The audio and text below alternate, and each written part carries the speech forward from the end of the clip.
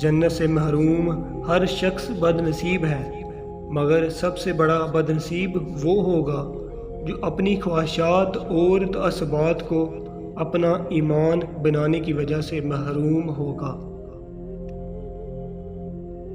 دین کا جمال توازن میں ہے اور دین کا کمال استقامت میں ہے۔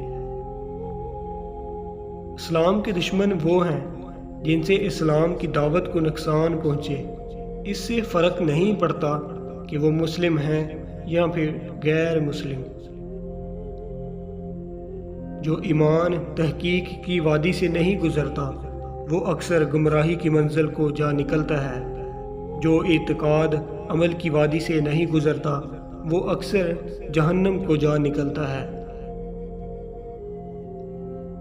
امیر ہو یا غریب، بادشاہ ہو یا فقیر، میں ہو یا آپ، والدین ہو یا اولاد، سب کو چھوڑ کر جانا ہے اور سب کچھ چھوڑ جانا ہے۔ کسی کو چھوٹا ثابت کر کے آپ بڑے نہیں ہو سکتے۔ جس نے خواب میں گھوڑا اور اونٹ یہ دو چیزیں دیکھ لیں تو سمجھ لیں وہ دولت مند ہونے والا ہے۔